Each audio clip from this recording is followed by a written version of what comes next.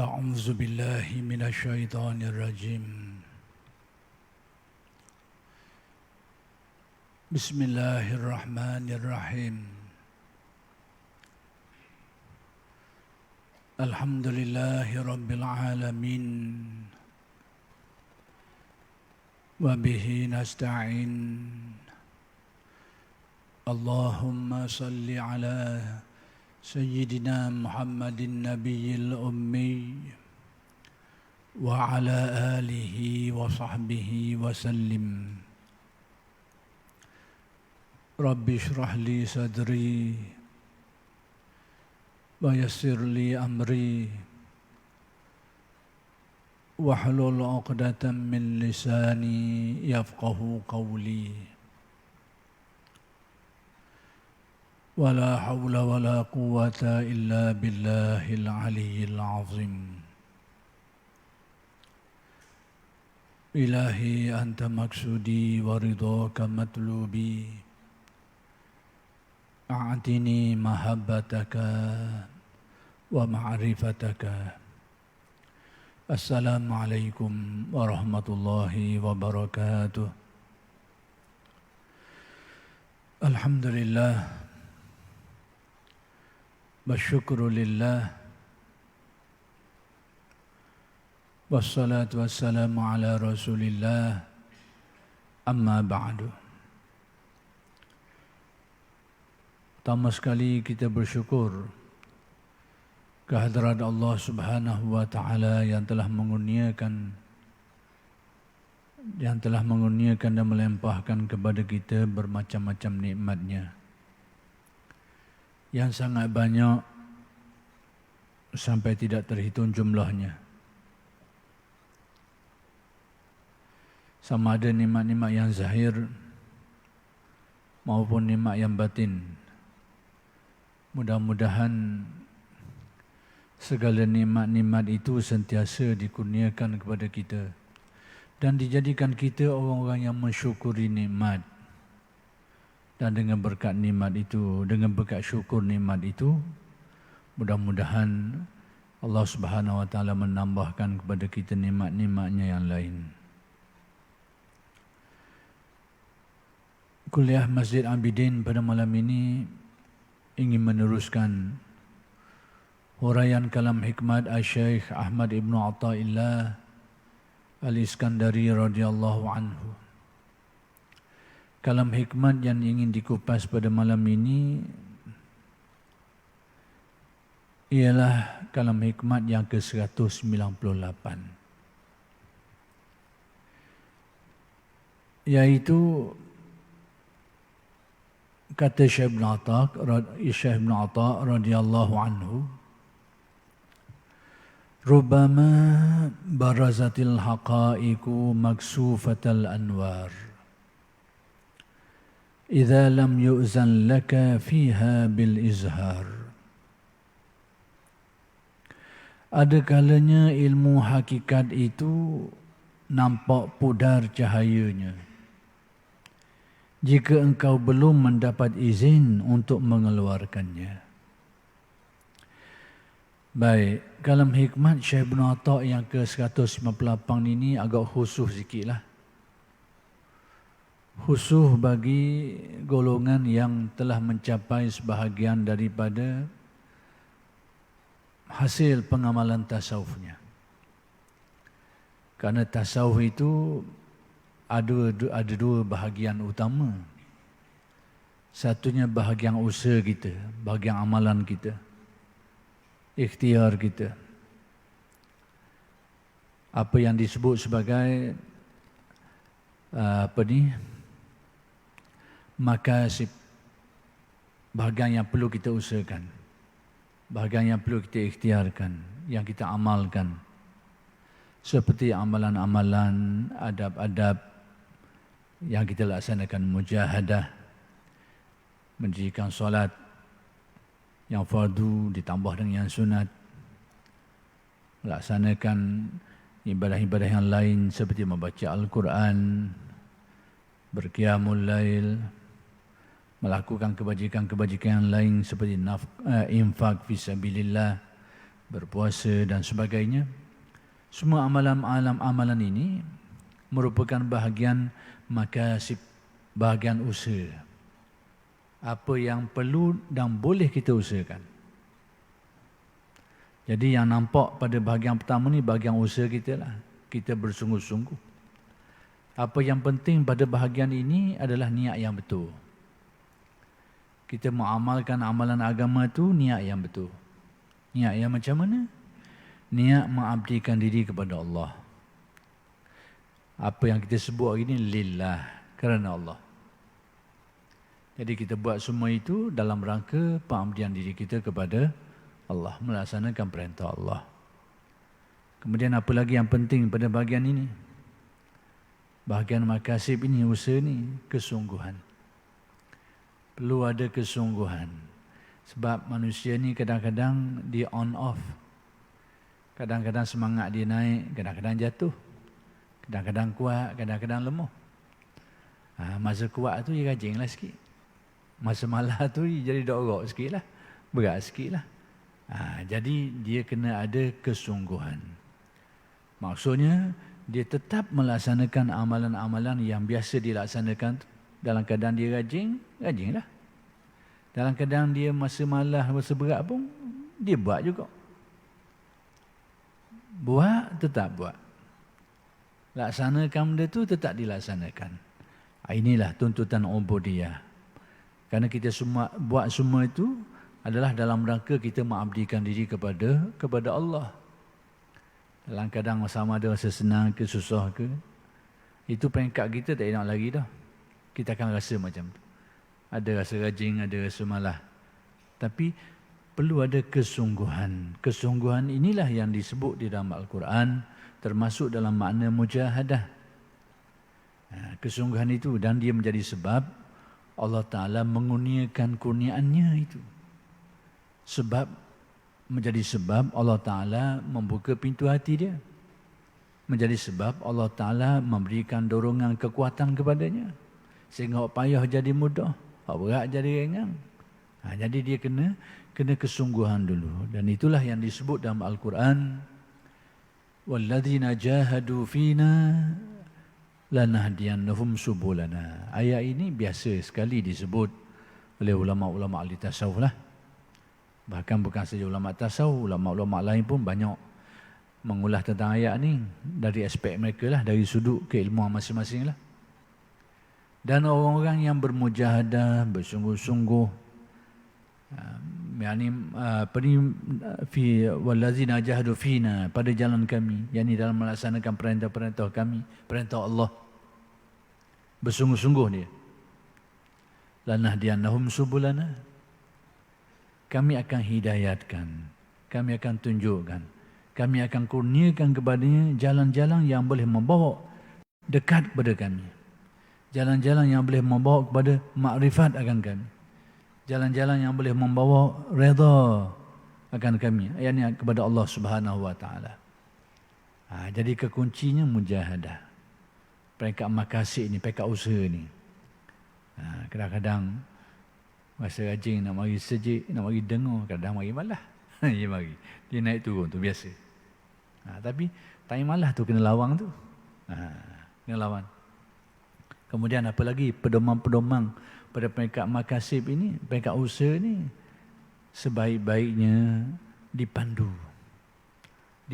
oleh alim ulama, oleh guru, sama ada dari sudut fiqahnya, dari sudut tentang akidahnya, tentang fiqahnya, dan tentang amalan tasawufnya. Biar ada orang bimbing. Orang bimbing, orang tunjuk ajar. Maksudnya dia belajar dengan guru lah. Itu antara pedoman-pedoman dia. Peringkat pertama, bahagian pertama makasib. Itu bahagian pertama tasawuf. Orang yang nak mengaji tasawuf ni, dia kena faham benda-benda macam ni. Kalau tak faham, nanti timbul masalah sikit lah. Bahagian yang kedua, bahagian mawahib, bahagian pemberian, kurniaan.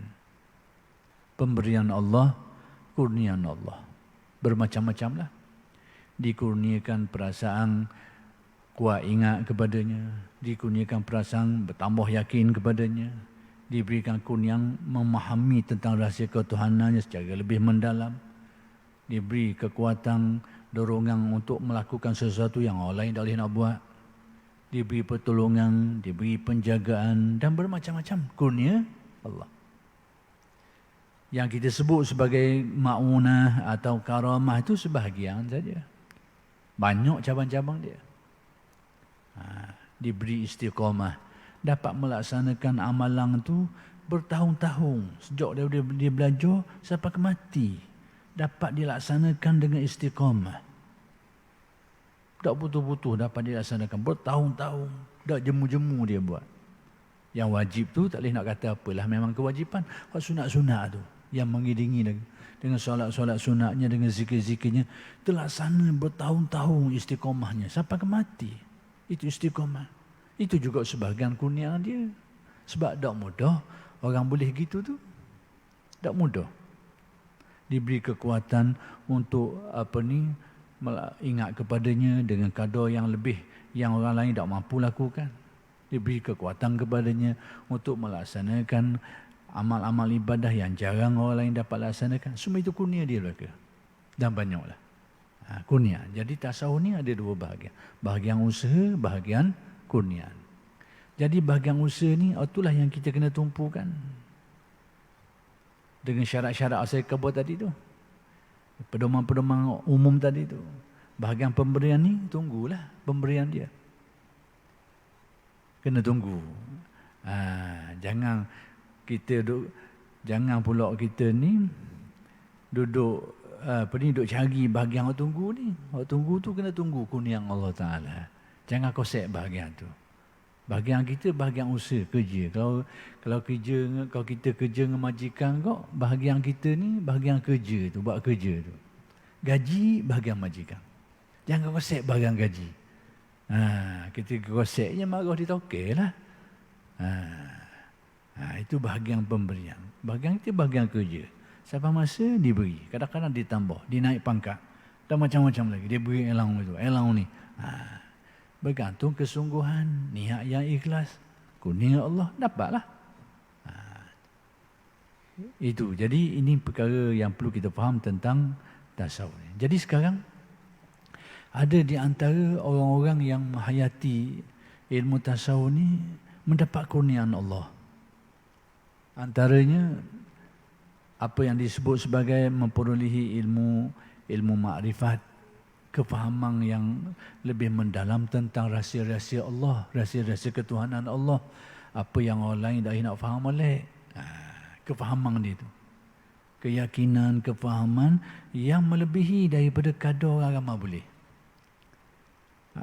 Apa yang disebut sebagai memperoleh makrifat atau memperoleh hakikat atau sebagainya.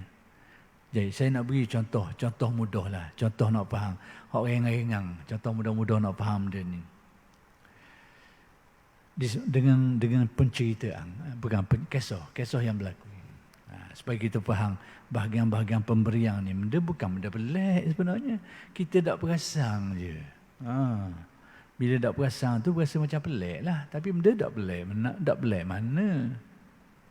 Contohnya begini, melalui kisah ni kita dapat faham sebahagian bentuk kurniaan ni. Al-Imam Junaid Al-Baghdadi radhiyallahu anhu. Imam Junaid ni suhu lah. Orang mengaji tasawuf, kalau tak kenal dia, bukan dia lah. Ini tokoh besar ulama tasawuf. Dia ni bukan saja alim dalam ilmu makrifat, ilmu hakikat, ilmu batin, tetapi juga alim dalam ilmu syariat, ilmu zahir, ilmu fiqh. Sehingga kealiman dia tu dalam bidang ilmu syariat zahir ni, ilmu fiqh ni, orang panggil, orang beri gelar ke dia. Tawus al-ulama. Seumpama burung merak bagi ulama ni, gelar kerana kealiman dia dalam bidang ilmu syariat, ilmu fiqh, ilmu zahir ni. Tapi dia juga alim dalam ilmu hakikat, ilmu makrifat, ilmu batin, ilmu rahsia. Sehingga orang panggil pula dia kerana kealiman dalam bidang ni sebagai Sayyidut Taifah, Tok Ngulu, penghulu kepada golongan ahli-ahli sufi ni, penghulu kepada aulia ni, golongan para wali, golongan golongan ahli sufi ni, asfiya dan seumpamanya ni. Jadi dia ni dia ada sejumlah murid-murid dan ada di antara murid-murid dia tu hak dia lebih sayang sikit lah. Hak dia lebih beri perhatian. Jadi perhatian yang diberikan kepada murid ni menyebabkan hak lain berasa tanda tanya lah. Sebab apa Junaid ni cenderung sangat ke orang ni seorang ni. Ataupun beberapa orang lah. Maka dalam kisah ni salah seorangnya lah. Sebab apa Junaid ni rapat sangat ataupun Junaid ni berikan perhatian sangat ke orang ni seorang ni. Hak lain-lain jadi tanda tanya. Apa benda cerita dia? Jadi belum pun mereka mengemukakan pertanyaan tu kepada Imam Junaid, ternyata Allah Ta'ala telah memberikan Al-Junaid ini firasah. Orang mukmin ni kalau hatinya jujur, hati yang jernih molek, kadang-kadang Allah Ta'ala beri pandangan firasat yang betul ni. Termasuklah kasyaf dan sebagainya, firasat, pandangan yang orang lain tak nampak, ia nampak. Benda tak boleh orang nampak, ia nampak duk sekarang. Dan ini kita tak boleh nak elok, tak boleh nak nafi benda ni sabit dalam agama kita. Jangan kata khayal pula. Ada tutup fiqh kata, ni khayal mainan li tasawuf je, tak ada benda gini ni. Mana ada benda gitu? Ni tanda. Tidak mengaji ilmu ni. Kalau ada tutup fiqh kata macam tu, berarti tidak mengaji ilmu ni. Bahawa benda tu ada. Adanya firasah ni. Masalah betul salah tu, itu cerita lain. Masalah orang mengaku, orang mendakwa, itu hal lain. Tapi benda tu sendiri tu ada tau. Ada. Al-Imam At-Tirmizi meriwayatkan hadis, ittaqu firasatal mu'min fa innahu yanzuru bi nurillah.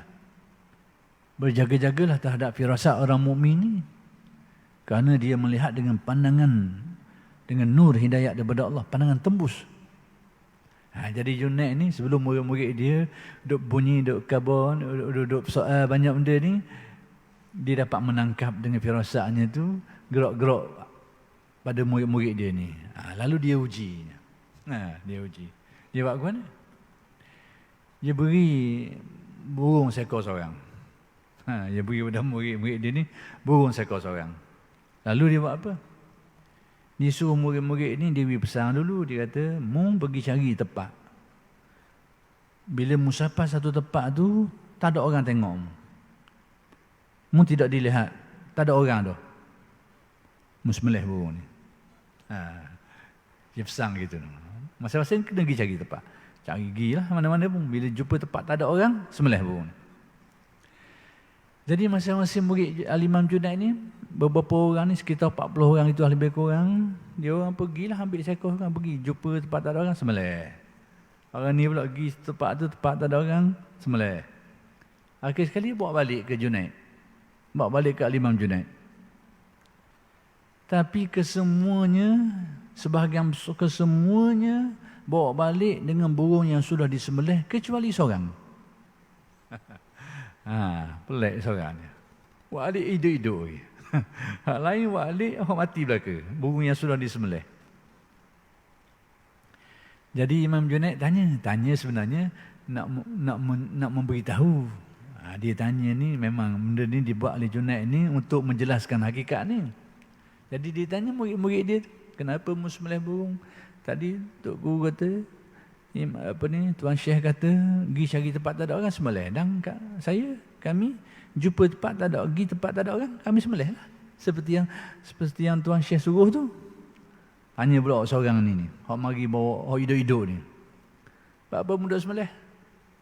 Dia kata, saya tidak menemui tempat yang saya tidak dilihat. Tak ada tempat tu. Tak ada tempat tu, tak ada.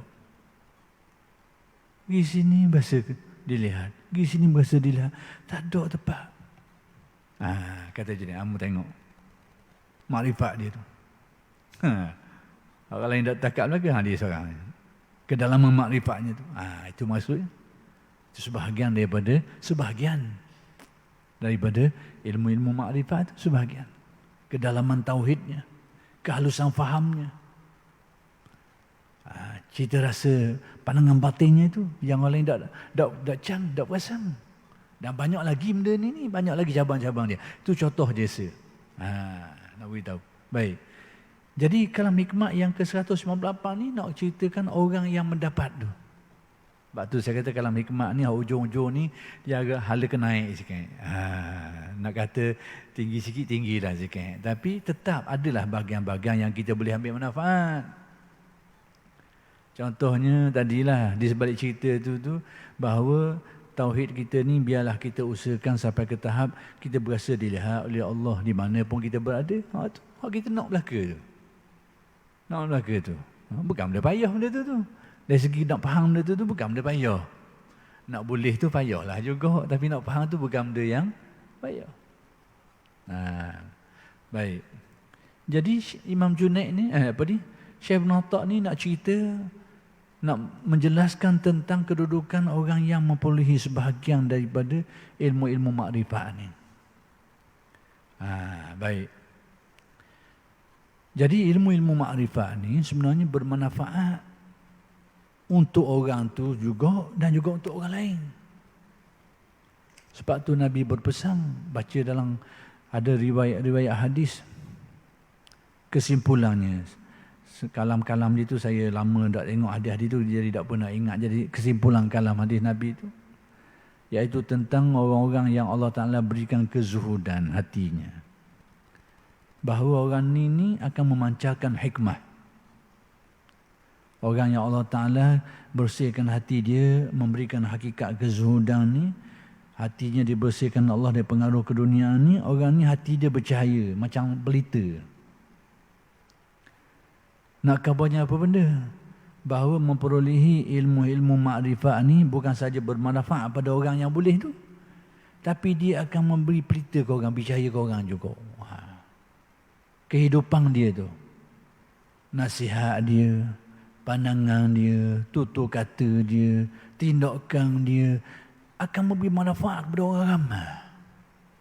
Itu Nabi sebut macam pelita tu. Masabih ni pelita-pelita. Faham saja pelita ke mana? Pelita ni dia bukan saja dia bercahaya, dia mengeluarkan cahaya, tapi cahayanya dimanfaatkan oleh orang. Tapi ada juga orang baca pelita, dia bakar ke diri dia. Tu bacaan lain, tamsilan lain itu. Tapi boleh juga. Tapi hak yang saya nak tamsilkan di sini, dia bercahaya, dia mengeluarkan api, tapi api itu bercahaya untuk orang lain, bermanfaat. Kalau almarhum guru kami dulu, dia beri satu kalam yang ekah je, tapi kita dengar dia menusuk sampai ke dalam, sera molek. Dia kata apa? Dia tak kata panjang. Ni kalam hikmah ni kita akan faham kedudukan kata-kata ni. Ni nak memahamkan kita benda ni. Saya ingat almarhum guru dulu, dia beri nasihat tak panjang, tapi nasihat dia tu cukup kita nampak je lah, terang. Dia kata apa? Madunya biar melempah keluar. Madunya biar melempah keluar. Apa artinya? Yakni kita disuruh menyucikan batin dengan amalan-amalan, dengan riadah, dengan zikir.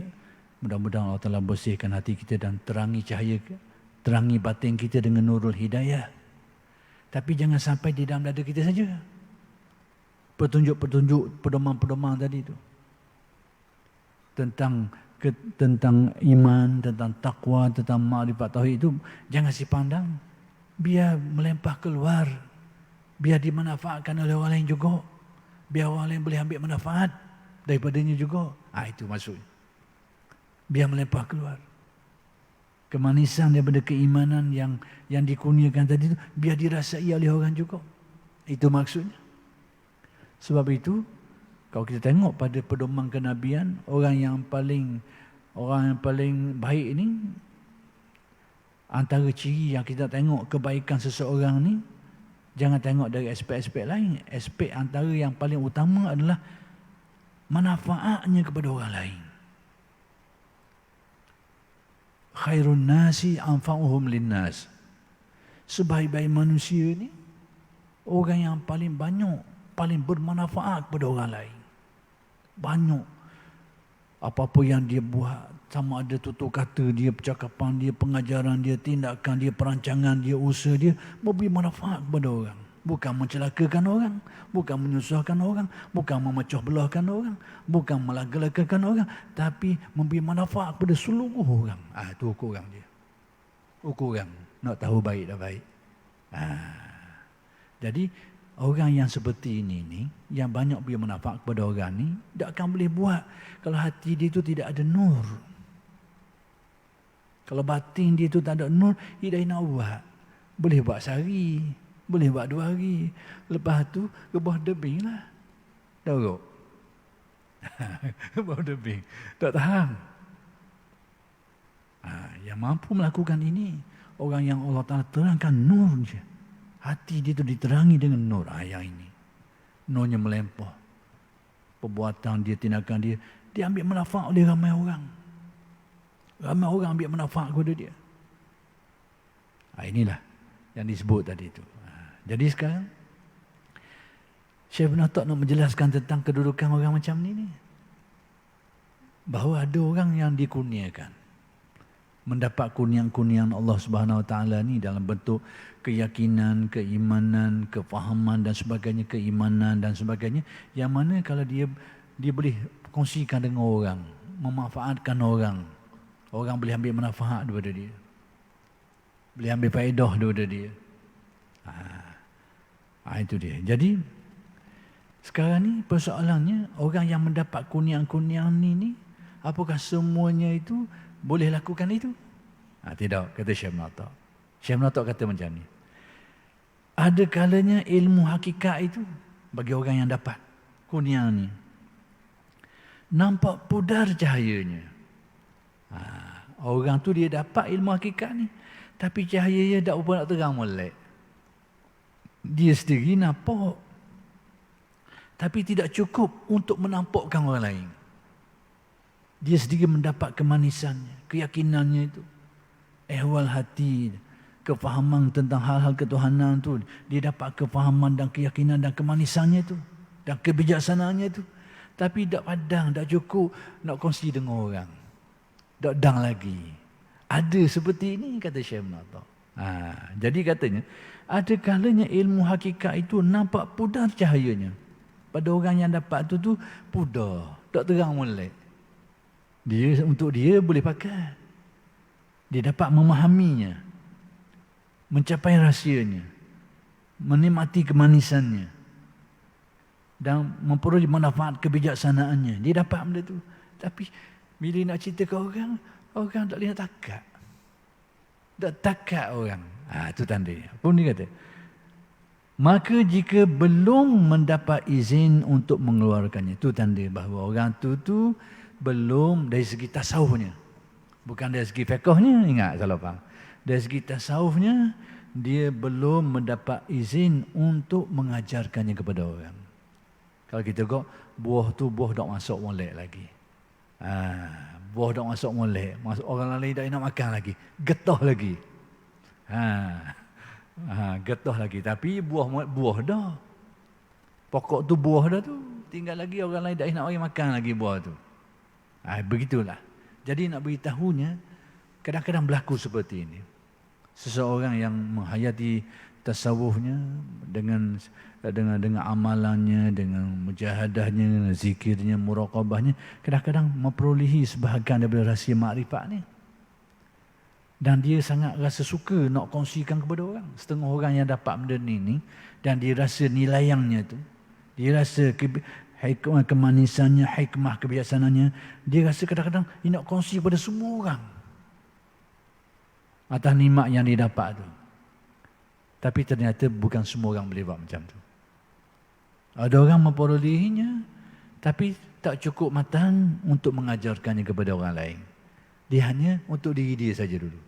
Dapat menikmatinya, dapat memahaminya, mencapainya, mengecapinya, menikmatinya. Tapi tak cukup tu je lah. Tanda dia, dah dia kalau jumpa nak kabur, tak boleh, orang tak faham. Dan orang dengar kosong. Dengar kosong. Orang dengar sama ada dengar dia tak faham apa yang nak kabur, apa nak dengar tak ada pengisian, tak ada rasa di sebalik sentuhan tu tak ada. Pada dia kabur tu dengan penuh keyakinan, dengan penuh perasaan dan sebagainya. Tapi orang dengar tu dengar, tak ada sentuhan. Kosong.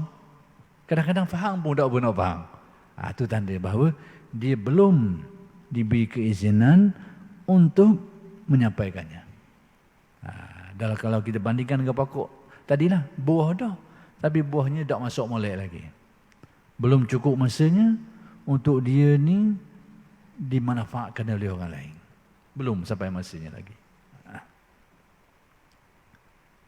Jadi kalau kita tengok, kadang-kadang kita orang yang menempuh perjalanan ni, dia akan faham lah. Dia kata dia faham, dia dengar guru mengajar, dia faham, dia baca faham, tapi nak kabur tak jadi. Jadi macam kelul dia dah. Tak boleh nak jelas, dah nak kabur. Tapi dia sendiri dapat memahami dengan baik. Dapat menghayatinya dengan baik. Tapi tak boleh nak kabur juga orang. Dan dia cuba-cuba tebang kau, garu kepala orang dengar. Garu kepala. Dan tidak mendapat sentuhan. Itu dia.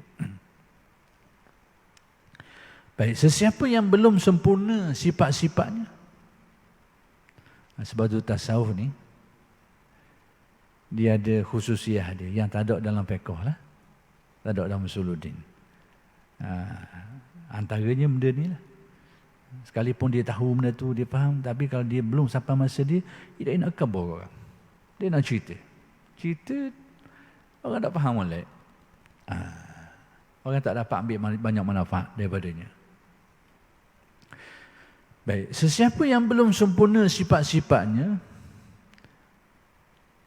yakni sifat-sifat kearifannya itu, belum diizinkan untuk menerangkan hakikat, untuk dia cerita kepada orang tentang ilmu hakikatnya.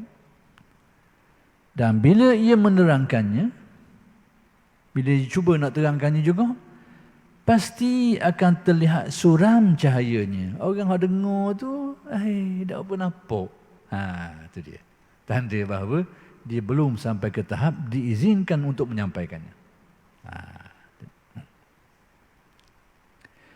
Kerana ia sendiri masih diliputi sesuatu yang berlawanan dengan hakikat itu. Maksudnya dari segi tasawufnya, hati dia itu masih ada lagi tutupan-tutupan yang menyebabkan dia tak dapat nak kabur dengan molek. Sekalipun dia sudah mencapai sebahagiannya. Dia nak cerita dengan molek kepada orang.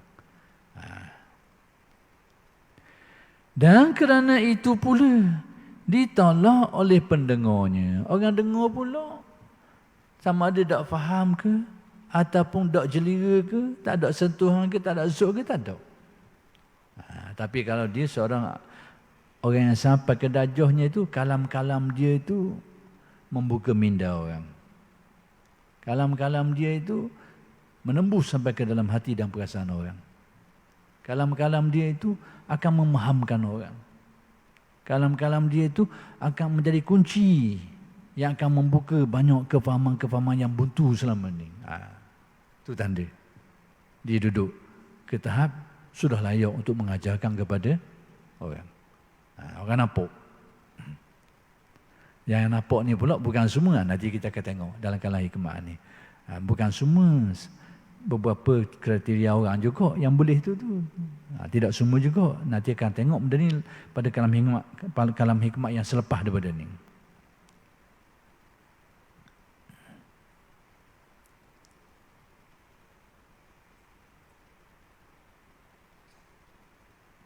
Sebab itu Nabi beritahu ciri-ciri orang-orang yang hatinya menyimpan cahaya, menyimpan nur, hidayah. Dan hidayah itu dapat dimanfaatkan oleh orang. Orang ambil manfaat daripada hidayahnya. Nabi ada beritahu dalam hadis tentang ciri-ciri ini. Antaranya disebut dalam hadis. Bila sahabat tanya, ayu julasaina khair? Ayu julasaina khair? Siapa orang-orang yang paling baik untuk kami dampingi? Pendamping-pendamping yang paling baik ni siapa? Sahabat tanya Nabi. Maksudnya orang yang kami nak dekati mereka ni. Nak dekat dengan dia ni, siapa dia orang paling baik sekali? Orang yang ada ciri macam mana? kriterianya apa? Nabi beritahu kriteria dia. Pertama sekali, mazakkarakum billahi ru'yatuh. Iaitu orang yang mana mu tengok ke dia, membantu dan merengang hatimu tu ingat kepada Allah. Sabar dengan dia, memgaul dengan dia, mendaping dengan dia, menjadi rengang nak buat ibadah. Hatimu jadi mudah nak ingat kepada Allah. Dan kuat ingatan hatimu kepada Allah bila mu duduk dekat dengan dia. Itu tanda. Ingatan dengan Allah Ta'ala tu menjadi kuat bila duduk daping dengan dia. Ngaji dengan dia. Ataupun mendekati dia ni. Yang kedua, wa zada fi ilmikum mantiquh. Orang yang kalam dia, percakapan dia, sama ada dia mengajar ke, tak mengajar ke, dia beri bergurau ke, beri nasihat ke, tapi mu ambil dapat ilmu daripada percakapan dengan dia tu. Wa zada fi ilmikum mantiquh. Kalam dia, percakapan dia tu menambahkan ilmu dan kefahaman. Kadang-kadang dia dalam bentuk pengajian secara langsung direct, kadang-kadang secara tidak langsung, kadang-kadang bergurau, tapi kita dapat ambil pengalaman, banyak pengalaman. Banyak manfaat ilmu dapat ambil daripada dia. Kefahaman kita bertambah. Pengetahuan kita menjadi semakin jelia bila berdamping dengan dia tu, dengar kalam-kalam dia tu. Kadang-kadang dia baca Al-Quran dan hadis, kadang-kadang tak, kadang-kadang kalam-kalam biasa, tapi menambahkan pengetahuan dan pengalaman ilmu kita tu. Itu tanda. 2. Nombor 3, Nabi kata, wa raghabakum ilal akhirati amaluh. Amalan dia sendiri yang kita tengok dia, yang ajar kita, itu mendorong kita untuk beramal akhirat. Gaya hidup dia tu, gaya hidup orang tu sendiri, amalan dia dan sebagainya itu menjadi pedoman kepada kita untuk amalan akhirat. Jadi pedoman. Itu tanda. Jadi Nabi kabur 3 tanda ni. Kalau ada 3 tanda ni, itulah orang yang paling baik sekali untuk didampingi. Tapi kalau kita rapat berdamping dengan dia, jadi kalau balah dengan orang, lesah. Lu rapat dengan dia kau, mulut jadi kau huduh. Rapat dengan dia, hati pedar jadi kau busuk. Lesah. Ni ada tanda nyakit. Tanda nyakit. Mulut jadi kau huduh, perut pedar pun jadi kau bersifat timbul. Hak tak ada sifat-sifat tiba tumbuh sifat-sifat yang bermacam-macam dalam hati buruk-buruk tumbuh lagi. Amalan-amalan kita jadi kau jadi dak senonoh, kau jadi kau baharamah. Tanda bahawa punca je tu dak apa comel. Punca dia tu kena tengok situ.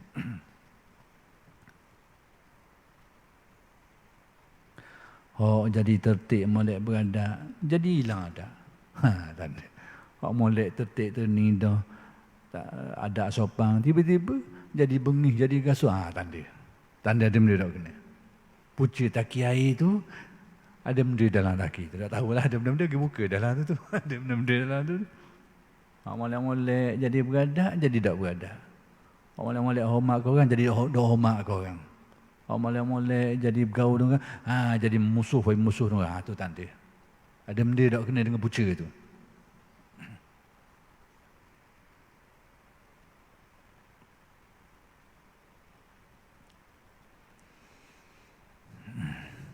Bersifat rendah diri, tawaduk, tiba-tiba jadi sombong. Jadi cakap sedah, jadi bangga diri. Tu tanda. Tanda benda. Puca, ada masalah puca. Salah satunya sebab.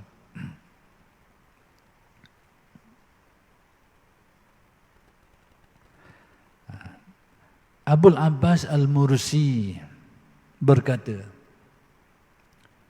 seseorang wali itu lebih dahulu telah dipenuhi oleh ilmu dan pengertian makrifat. Seseorang wali ni Allah Ta'ala penuhi jiwanya dulu dengan ilmu dan makrifat dengan keyakinan, dengan kesucian jiwanya. Allah Ta'ala beri situ dulu awliya. Sebab tu nak ukur wali ni jangan ukur dari segi aspek zahir saja. Sama ada, jangan ukurlah kitab apa dia mengaji, jangan ukur kitab apa dia kelek, jangan ukurlah dari segi pakaian dia dan sebagainya itu. Lain nak ukur. Kadang-kadang ya, kadang-kadang tak. Tapi intipati kewalian itu adalah pada nurani dia tu, jiwa dia tu. Dah nak kenal ke mana itu? Hak ni lah perlu kepada pengajian. Romek nak tengok, tapi ada jalan nak tengok. Ada jalan nak tengok. Tengok hospital lalu tak apa nampak. Macam kita kot nyakit barah. Dah siapa dia tahu? Doktor-doktor hak mengaji ilmu dia tu tahulah. Kedegi ngajilah alamat-alamat dia tu. Kenal lah ke dia. Tengok secara pitah lalu memang tak nampak. Sama juga ilmu ni. Tapi oleh kerana sudah sampai isyarat ni, kita berhenti dulu setakat ini dan insya-Allah huraian kalam hikmat ini akan sambung pada minggu-minggu yang akan datang. Aqulu qawli hadza wa astaghfirullahal azim li wa lakum. Assalamualaikum warahmatullahi wabarakatuh.